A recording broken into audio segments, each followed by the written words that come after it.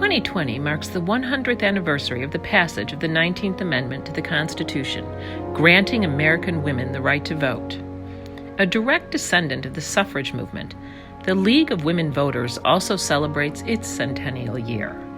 The suffrage movement was one of America's largest civil rights movements, affecting half the population and inspiring many other groups in its quest for enfranchisement and civil rights. Women agitating for the right to vote in the 19th and early 20th century were known as suffragists, and the more militant activists were known as suffragettes. In the aftermath of the Industrial Revolution, the fall of many empires and the rise of nation-states across the globe, women in many countries began to demand the right to have a say in the governance of their daily lives and the lives of their families. The American women's suffrage movement is generally agreed to have started in 1848 at the first Women's Right Convention in Seneca Falls, New York. However, women were asking for equal representation long before that. In 1776, as John Adams was attending the First Continental Congress, his wife Abigail Adams wrote to him, "In the new code of laws, which I suppose it will be necessary for you to make, I desire you would remember the ladies, more generous and favorable to them than your ancestors. Do not put such unlimited power into the hands of the husbands. Remember, all men would be tyrants if they could. If particular care and attention is not paid to the ladies, we are determined to foment a rebellion, and will not hold ourselves bound by any laws in which we have no voice or representation." Women were always an important part of the movement to abolish slavery in and beyond the United States. British and American women began writing abolitionist essays in the 1820s. Abolitionists Lucretia Mott and Elizabeth Cady Stanton were some of the earliest proponents of women's equal rights and women's suffrage. Over time, they would prioritize suffrage, seeing it as the single fundamental cure for the many legal and social ills experienced by the American woman. Mott and Stanton met at the World Anti-Slavery Convention in London in 1840. At this large meeting of largely British, North American, and European abolitionists, there was a disagreement about whether or not to permit the participation of women. Although women served as delegates, they were denied the opportunity to take part in the proceedings, and they were obligated to watch silently from the spectator galleries. This unfair treatment made a lasting impression on Stanton and Mott, and led to Stanton's decision to hold a Women's Right Convention 8 years later in the United States in Seneca Falls, New York. Organized by Lucretia Mott, Elizabeth Cady Stanton, and Martha Coffin Wright, the 1848 convention, now known as the Seneca Falls Convention, was called to discuss civil, social, and religious issues facing women at the time. Using the Declaration of Independence as a guide, Stanton authored a Declaration of Rights and Sentiments, which included, among other things, the right of women to vote. The franchise for women was the only cause of dissension at the convention, but ultimately, all members of the convention signed the declaration. One of the signers was then 19-year-old Charlotte Woodward Pierce, the only surviving member of the convention to live to see the 19th Amendment ratified in 1920. Susan B. Anthony did not attend the Women's Right Convention in 1848. Anthony and Stanton met at a temperance convention in 1851.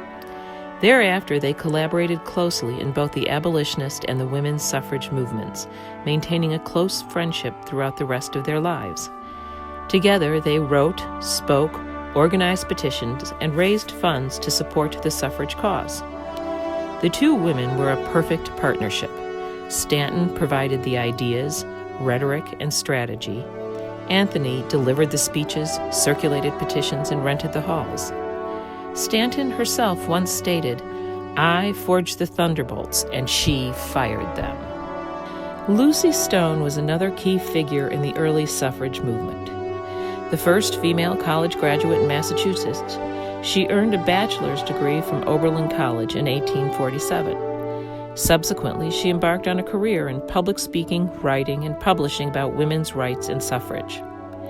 Elizabeth Cady Stanton wrote that Lucy Stone was the first person by whom the heart of the American public was deeply stirred on the woman question. Collectively, Anthony, Stanton, and Stone have been called the 19th century triumvirate of women's suffrage and feminism. Sojourner Truth was an important figure in the suffrage movement. She was born a slave, and when freed, she became a traveling speaker who gained national renown lecturing on the rights of women and slaves.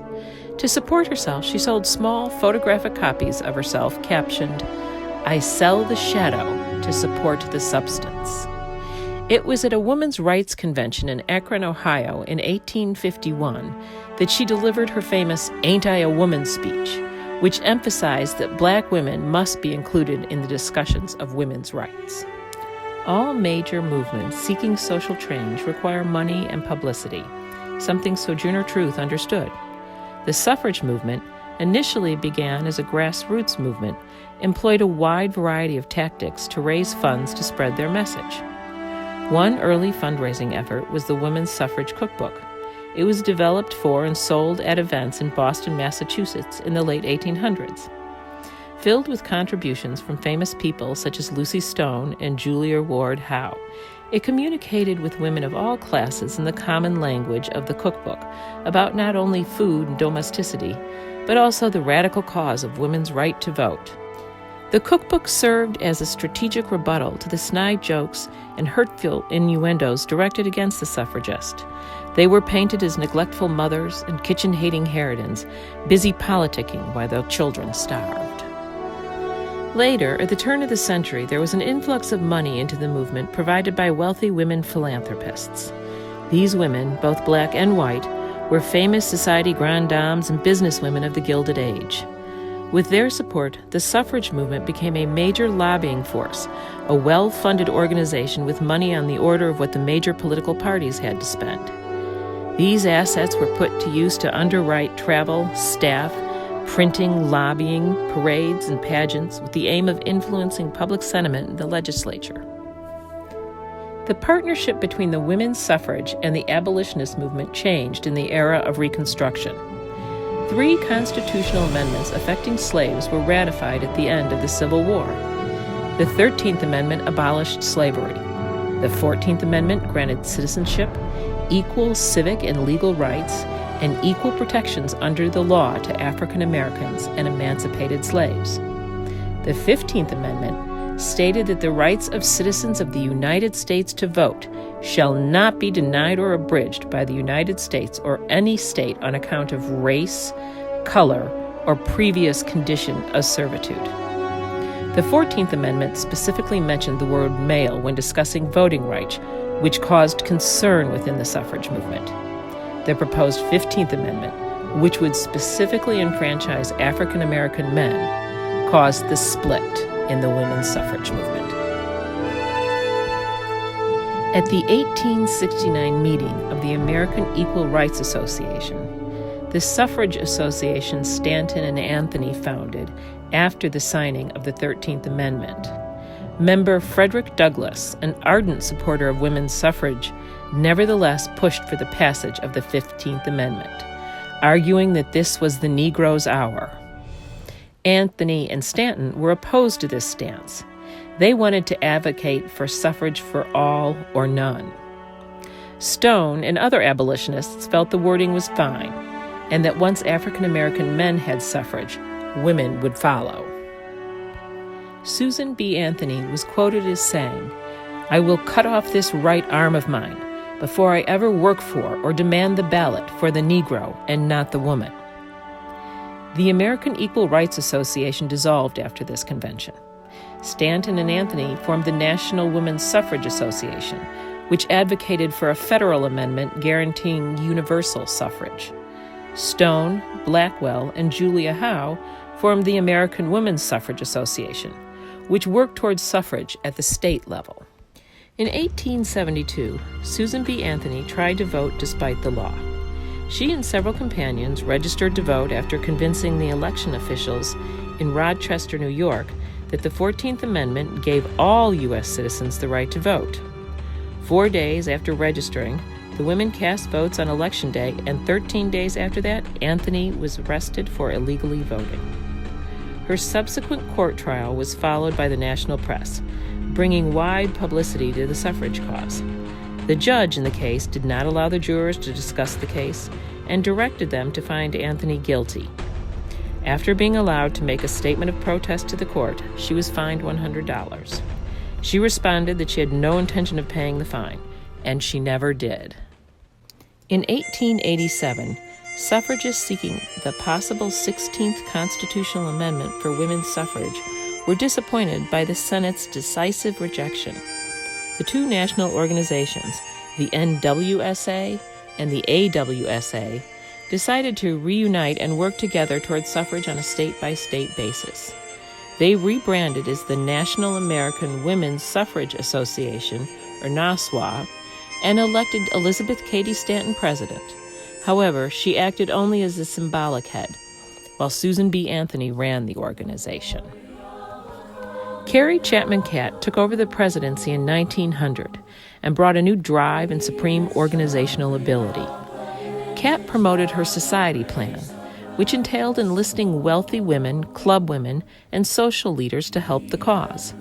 In 1914, socialite Miriam Frank Leslie died and bequeathed the bulk of her $2 million estate to Catt to further the women's suffrage cause. Catt sought to promote an air of respectability to the movement and appeal to a much larger constituency. In 1910, the membership was in the millions. The Western U.S. led the way for gains in women's suffrage. The abolition of slavery and the aftermath of the Civil War sparked a national debate about citizenships and voting rights. Serious consideration was being given to the notion that people, other than white men, could have a say in the democratic society.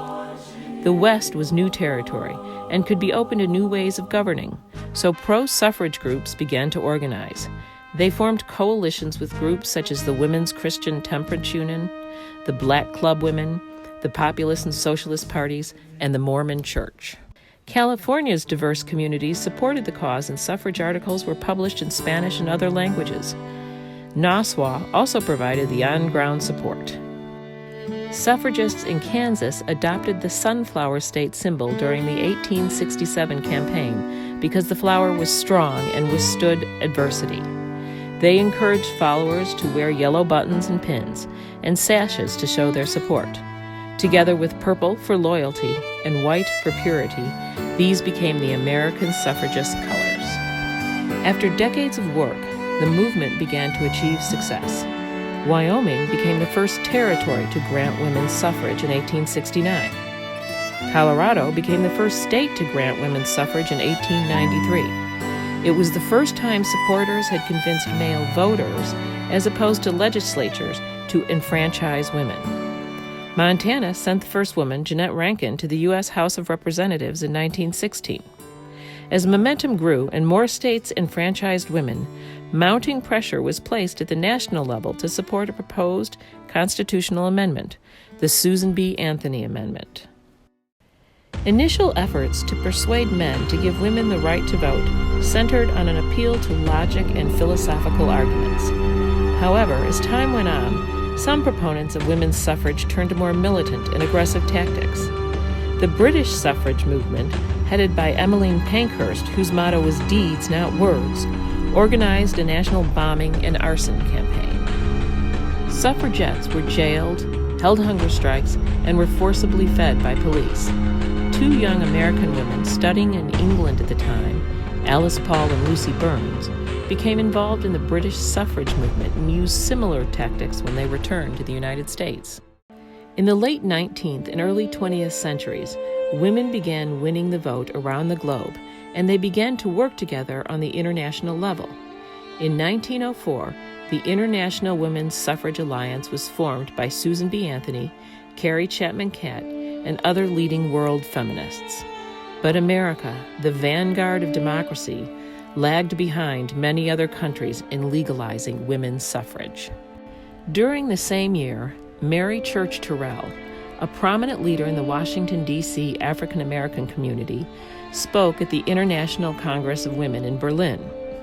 She emphasized that black women faced both sexism and racism, stating, "However much the white women of the country need suffrage, colored women need it more." Terrell highlighted a central tension within the American suffrage movement. There was little unity between black and white suffragists and often overt racism within the movement. Although Nassau did not exclude African American women from membership at the national level, state and local organizations could and did choose to exclude them. The women's suffrage movement faced many powerful enemies.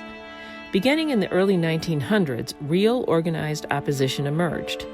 In 1911, the National Association Opposed to Women's Suffrage, NAOWS, was formed.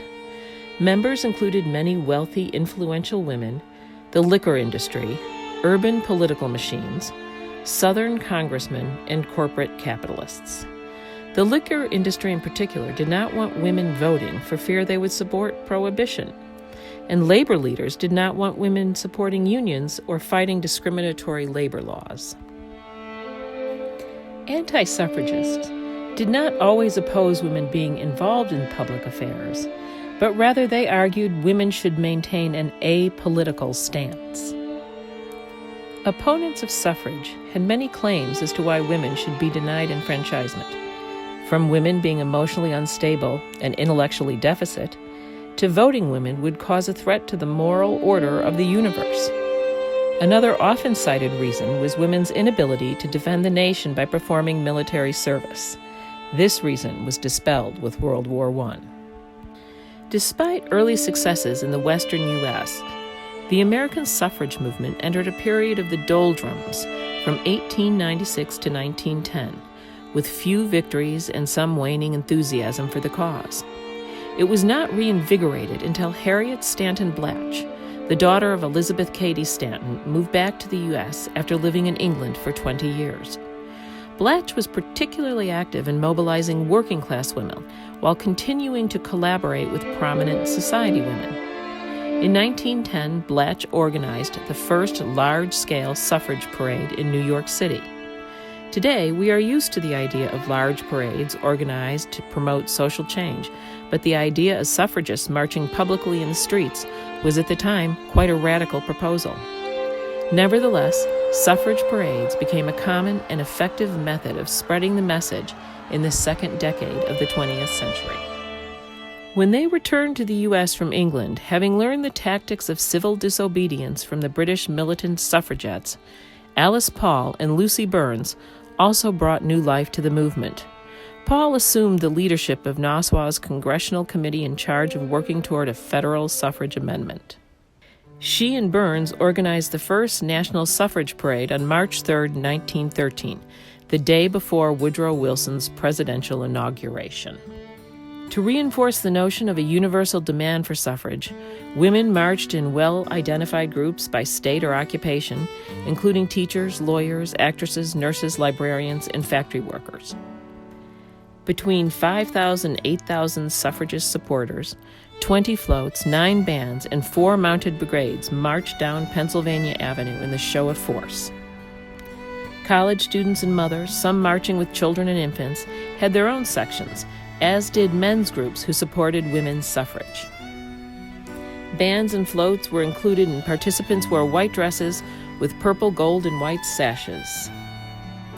Known as the beautiful suffragist, Inez Mulholland was a labor lawyer and social activist. She became the face of the movement by leading the 1913 parade, riding a white horse and wearing a crown and cape.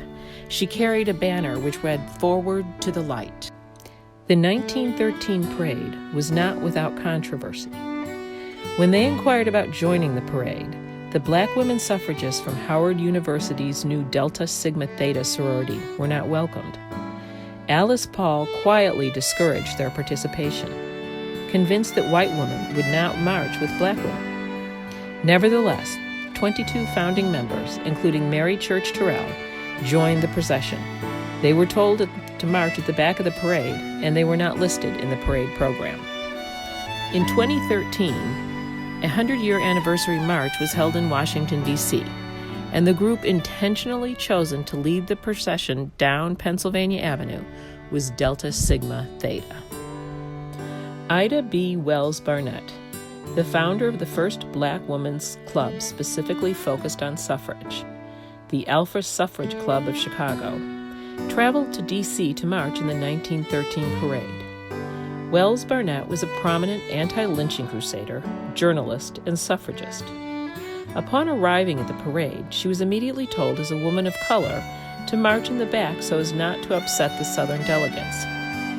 Wells Barnett insisted on marching with her state delegation, stating, "I either go with you or not at all. I am not taking this stand because I personally wish for recognition. I am doing it for the future benefit of my whole race." She waited until the parade began and then walked out from the side of the street to join her state delegation walking down between two white members. No one protested.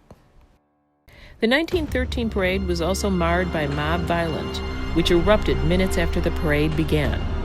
The crowd broke through the steel cables and spilled into the streets. Men, many of them drunk, spit at the marchers and grabbed at their clothing, hurled insults and lit cigarettes. They snatched banners and tried to climb floats. Police did little to keep order. Observed one of Paul's supporters, "I did not know men could be such fiends."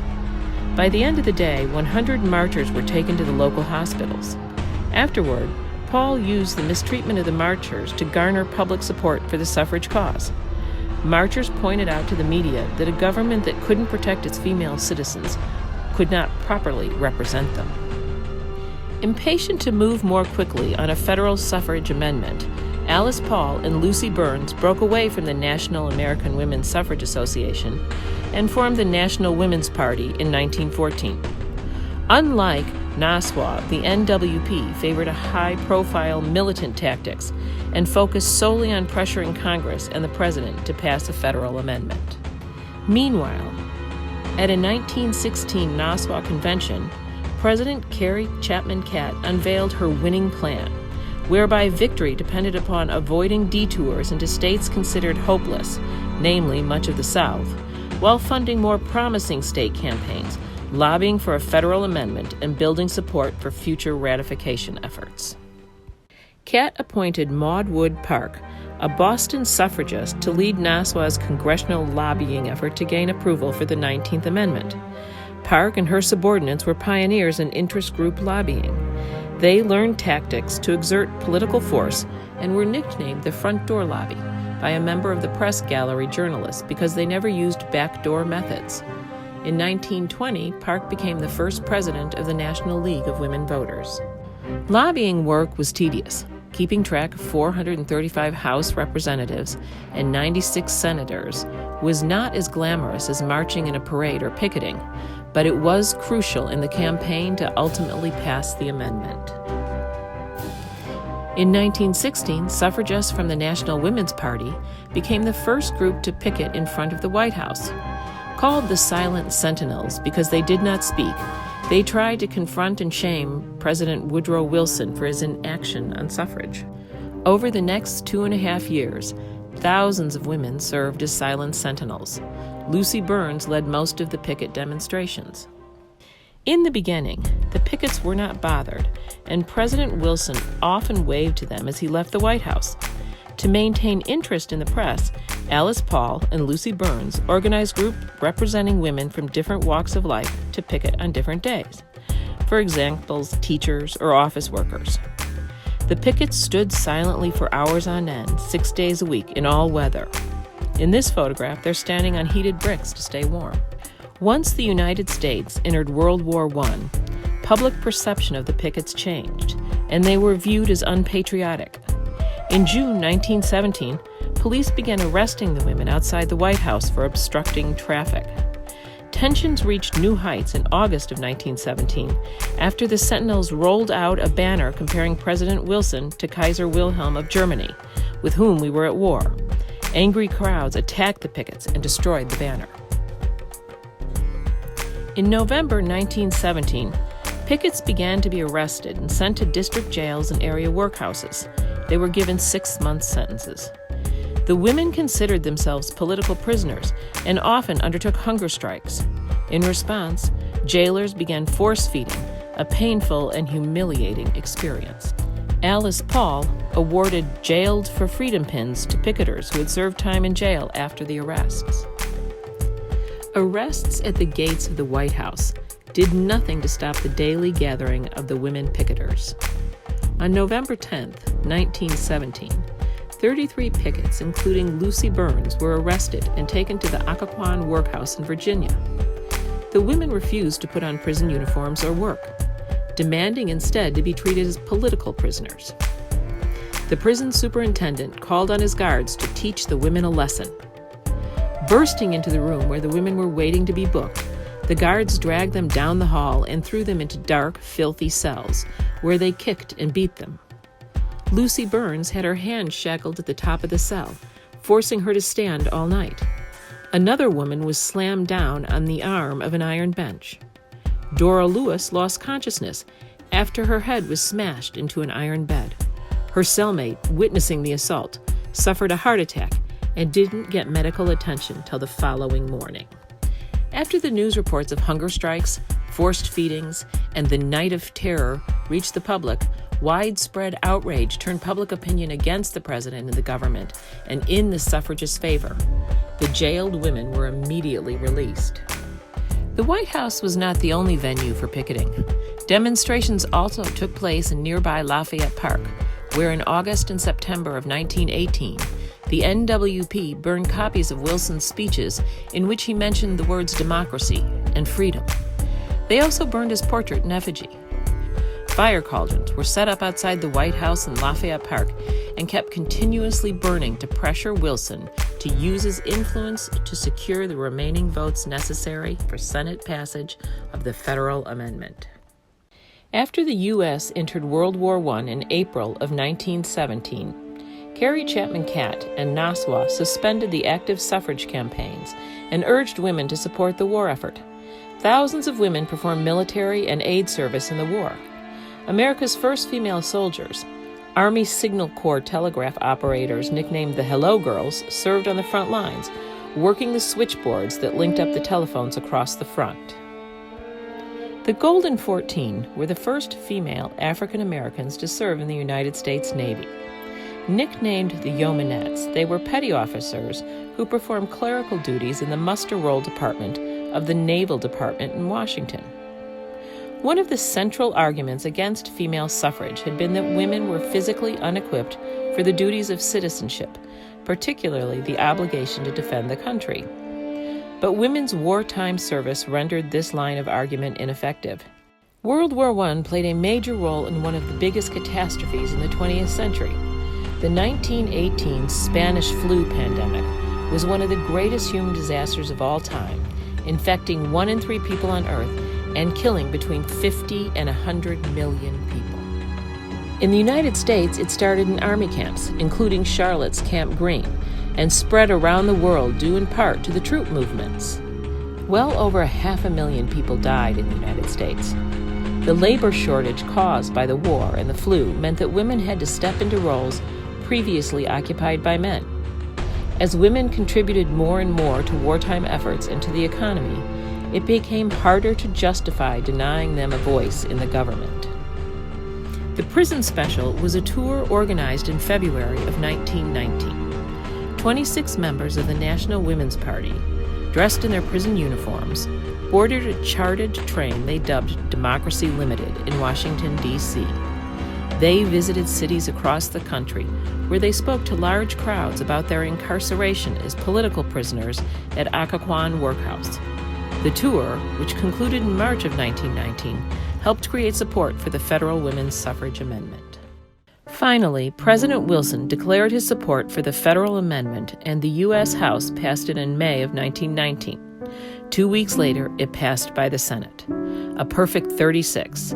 3/4 of the then 48 United States were then needed to officially ratify the amendment. The National Women's Party created a ratification banner to track the progress, and Alice Paul personally sewed a star on the banner after each state ratified the amendment. North Carolina had joined the movement for women's suffrage in 1894 in Asheville with the formation of the North Carolina Equal Suffrage Association. In 1897, an equal suffrage bill was introduced to the North Carolina State Senate, but the state Senate leader referred it to the committees on the insane asylums, where it died. The state movement then stagnated until 1914, when the North Carolina Equal Suffrage League met in Charlotte for the first time. Goldsboro native Gertrude Wheel was serving as president of the North Carolina Equal Suffrage League when the 19th Amendment passed. Afterward, she formed the North Carolina League of Women Voters and served as president. In the spring of 1920, 35 of the 36 states needed had ratified the Susan B. Anthony Amendment. North Carolina and Tennessee considered the amendment at the same time. In North Carolina, as in much of the South, the controversy over women's suffrage centered around maintaining white supremacy. They also feared that the amendment would bring increased federal scrutiny of the elections and enforcement of the 14th and 15th Amendment. In August of 1920, the North Carolina House sent a telegram to the Tennessee legislature stating that they were voting against the amendment and urged them to do the same. Suffrage supporters persuaded the Tennessee governor to hold a special legislative session in the summer of 1920 to consider the amendment, hoping to win a victory before the November 20 presidential election. Pro-suffrage and anti-suffrage groups made the Hermitage Hotel in Nashville their headquarters and spent the 6 weeks leading up to the vote lobbying for their respective positions. Opponents of ratification wore red roses to show their position, while supporters wore yellow roses. Even lawmakers wore red and yellow roses to indicate their views. Harry T. Byrne was the youngest member of the Tennessee legislature in 1920. A Republican, he initially supported the amendment, but after being pressured by party leaders, he began to side with the anti-ratification side. After much debate, the official vote was at a 48-48 tie, and Byrne subsequently voted to twice table the measure. However, during a final vote, Byrne surprised everyone by voting aye. He had been expected to vote against ratification and was even wearing a red rose. It took a few seconds for the assembly to process his verbal vote. Byrne later publicly indicated that he believed there was a moral and legal right to ratify. Byrne also admitted that he had received a letter from his mother, Feb, urging him to vote yes. Part of the letter read, "Hurrah, and vote for suffrage, and don't keep them in doubt. I noticed Chandler's speech. It was very bitter. I've been watching to see how you stood, but I haven't seen anything yet. Don't forget to be a good boy, and help Mrs. Thomas Cat with her rats. Is she the one that put rat in ratification? Ha! No more from this mama at this time. With lots of love, Mama." Byrne responded to angry anti-ratification parties by inserting a personal statement into the Tennessee House Journal, explaining his decision to cast the vote in part because "I knew that a mother's advice is always safest for a boy to follow, and my mother wanted me to vote for ratification." On August 26, 1920, the Tennessee documents arrived in Washington, D.C., and they were signed by the Secretary of State. Because of one young man's single vote, American women finally won full voting rights. It was the largest expansion of democracy in American history. The popular vote rose from 18.5 million to 26.8 million. Since that day, August 26 has been celebrated as Women's Equality Day. Following 1920, all remaining United States eventually ratified the 19th Amendment. North Carolina did not do so until 1971. At the National Women's Party headquarters in Washington, D.C., Alice Paul and her staff celebrated Tennessee's ratification of the Susan B. Anthony Amendment by unfurling their ratification banner over the balcony. After ratification, women had a variety of experiences and emotion when exercising their new rights. Some were positive and some were not. Some anti-suffrage activists refused to vote. It took many years before as many women as men took part in general elections. While the 19th Amendment was a huge victory for many American women, it is important to remember that it had its limitations and that the fight for full voting rights for all women did not end in 1920. Many federal and state statutes disenfranchised African Americans, Native Americans, and Asian Americans. In 1924, partly to recognize the service of the Native Americans in World War I, President Calvin Coolidge signed the Native Citizenship Act into law. Nevertheless, it took over 40 years for all 50 states to allow Native Americans to vote. Dr. Mabel Ping-Hua Lee was an active suffragist marching in the 1912 New York City parade. She advocated for the right for women to vote, even though the Chinese were not granted citizenship and the right to vote until 1943. In the South, Jim Crow laws were enacted which required citizens to pass literacy tests and pay poll taxes before they could vote. Violence and intimidation at the polls effectively disenfranchised many men and women of color. It took years of protest, economic boycotts, sit-ins and marches by civil rights leaders and activists to break those barriers.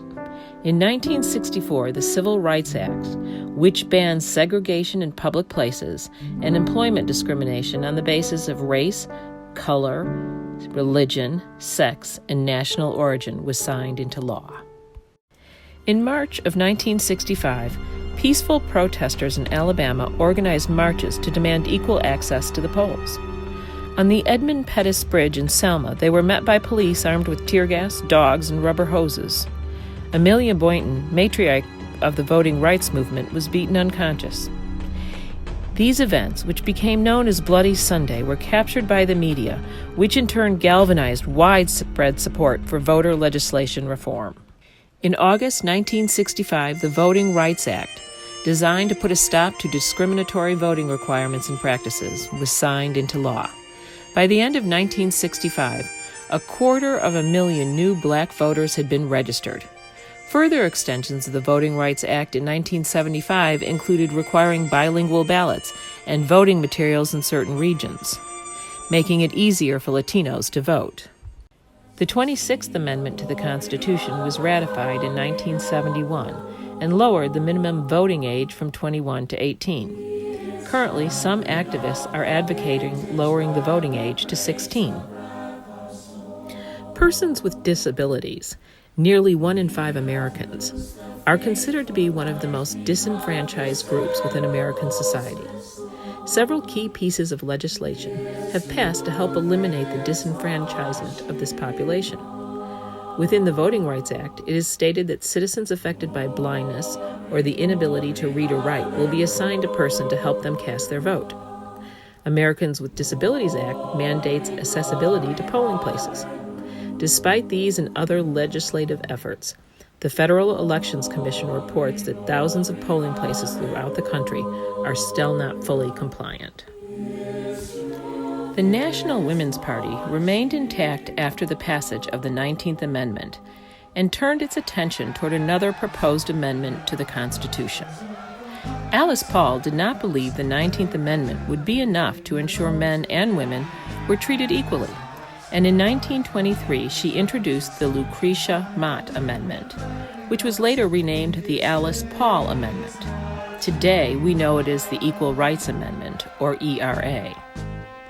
Congress approved the amendment in 1972 and sent it to the states with a 7-year time limit for ratification. In January 2020, Virginia became the 38th state to ratify the ERA, fulfilling the 3/4 requirement, albeit after the deadline. Current efforts are underway in Congress to remove the original deadline for ratification and make the ERA the 28th Amendment to the United States Constitution. The National American Women's Suffrage Association underwent a transition with the passage of the 19th Amendment. Carrie Chapman Catt proposed the formation of an organization to aid the newly enfranchised women to engage in the political process. The League of Women Voters was organized 6 months prior to the ratification of the 19th Amendment. Maude Wood Park became the first national president to the League of Women Voters. Today, the League boasts over 500,000 members, both men and women. The League is strictly nonpartisan. We do not support parties or candidates. Rather, our mission is to educate and empower voters to participate in the democratic process. We support fair districting maps and equal and equitable education for all our citizens.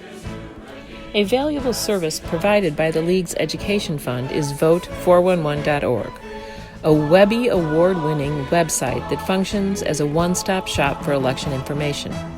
Customized voter information, including election dates and poll locations, registration status, voter registration forms, candidate data, and absentee ballot information, along with many other resources, can be found at this site. Glory, glory, hallelujah. Glory, glory, hallelujah. The truth is marching on.